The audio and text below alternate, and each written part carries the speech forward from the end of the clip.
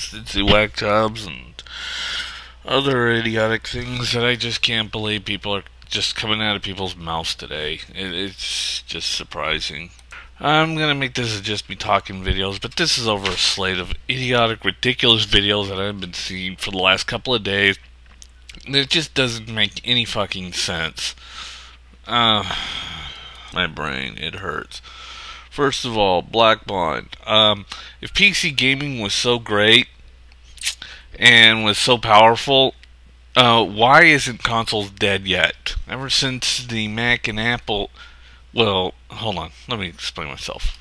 PC gaming, there was a time when PC gaming pretty much had the same subpar graphics as consoles. And it was during the first and somewhat second generation of console gaming.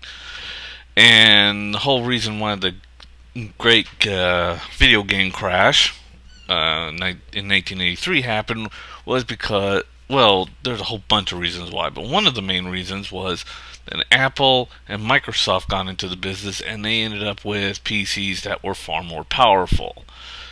And many analysts back in the day said this is the death of console gaming. Fast forward to 2012, that still hasn't happened yet. So, what happened? I mean, we went from 1983 all the way to 2012, and console gaming is not dead yet. So, the fucking analysts were wrong. Pretty much. And then there's this nonsense about, when Nintendo had their own console opened up and they showed the inside, which I thought was pretty good. I mean, Nintendo's finally starting to open up to a lot of people. And then you have one person saying, oh, it's just a bunch of tech ed stuff, and the other person saying that power matters. Of course, he later on saying that it doesn't matter for certain games from 1080p, 1080i, or whatever. Well, I can honestly tell you, in the history of consoles, power never mattered.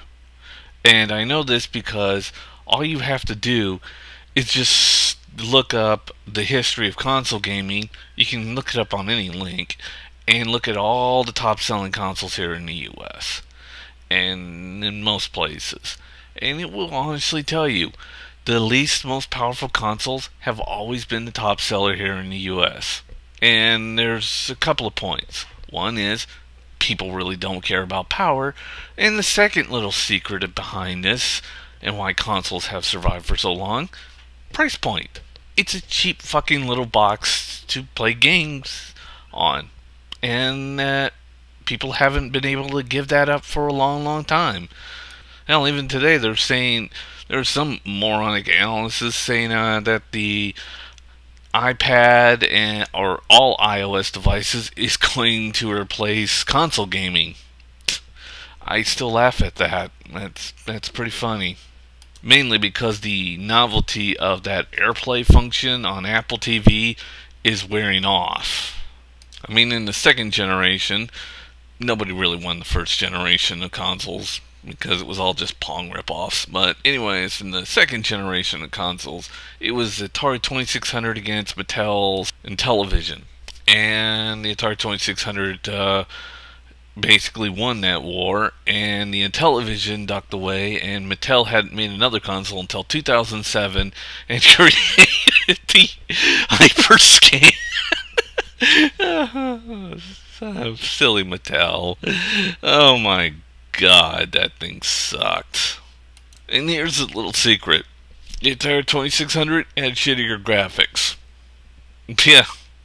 Its own competition had better graphics, but yet the Atari 2600 at an extremely high price point won.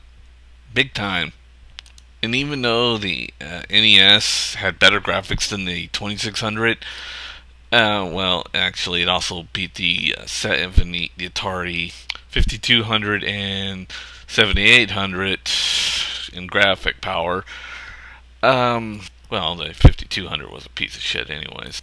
The NES was fairly weak in graphic power regardless, and better machines came out, but people still kept buying the NES. I mean, Nintendo just came out with a gaming console that everybody wanted. And then you had the Super NES versus the Sega Genesis, and that was probably the only time that graphic powers really mattered. Because both consoles pretty much tied with each other. There were graphically better consoles, but most of them were just expensive. I mean, the Neo Geo was like, what, $600 and $100 per game? Yeah, oh yeah, that killed the Neo Geo pretty quick. Of course, the Neo Geo ended up surviving not because of its console, but because of its arcade port and how cheap it was. If you guys don't know, arcades are pretty expensive, and Neo Geo's little arcade port was pretty moderate price, considering to what arcade ports would cost. And of course, the other two generations, Sony's pretty much dominated those two markets, with Nintendo at a close second. And now we go into this generation, which, Nintendo pretty much dominated and won the console war altogether, even though their Wii's aren't selling right now. But that's just it. Their Wii's sold a shitload, and those things are graphically underpowered. The point is, I mean, yeah, there are tech heads out there. In a way, I'm somewhat of a tech head. I mean, I love Apple, and I like their Apple computers. And it's also nice to take a look at the inside of consoles and other computers and see how they work. But at the other time, you gotta also remember that it's not going to be about power in the end. It never will be about power. I mean, the Xbox 360, as it says, sales-wise, is at second place. And the PS3, well, they're dead last. Mostly because if you look at consoles that basically sat there and lied to their customers, they usually fail. One of which is the Atari Jaguar, where they said the thing was 64-bit, and it was really 32-bit. Way to lie to your customer base, Atari. Of course, and the thing is, you got to remember, Sony did lie about a lot of capabilities of what the PS3 was capable of, like cross-game chat. Of course, this whole 1080IP thing with Black Ops 2, that wasn't really Nintendo line. That was more of Activision sitting up. Oh no, I mean EA. No, it's Activision. Yeah, Activision basically getting up there and lying. That did happen, and of course, Activision has been known to lie. So was EA. Of course, the other thing that killed the PS3 is, over the price launch games. I mean, no, when you come up with a new console and you put up a price point up there, don't make it extremely high.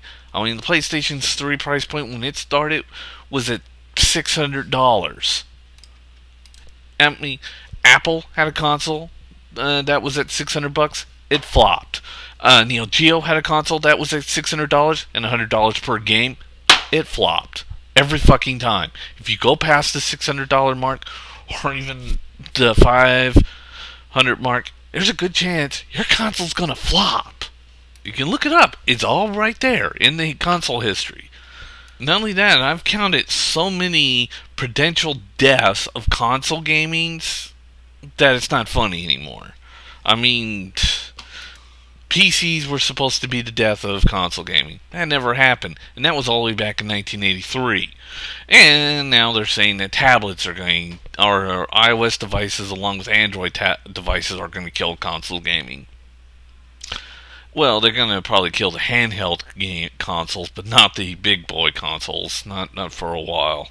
Or if ever. I mean, as soon as we have, I don't know, giant rooms where we can have our own holographic images or plug our brains into our own virtual reality, I don't think console gaming is going to be disappearing anytime soon. And as for the tech inside the Wii U, I am mildly impressed. I did like the tech inside, even though they didn't really go into the operating system and the possible 2 CPUs. Or the rumored 2 CPUs, but I don't know, Nintendo did a half-assed job, and of course, somebody else will do a teardown video and go in more detail, and of course, pull apart the gamepad. And as graphically, it ain't gonna matter. It never mattered in the console generation, and it hasn't mattered in the console generation. I've only seen it happen maybe once, but beyond that, mm-mm. And I've only seen features actually counting console generations, but that's only happened once, and that was on the PlayStation 2 and the whole DVD playing system. Of course, that doesn't matter anymore since mostly it's all going internet streaming anyway, so who fucking cares? Either this gen, I mean, either next gen or the gen after that, we're gonna pretty much see the end of the disc and it all going DLC anyways. Well, I'll see ya.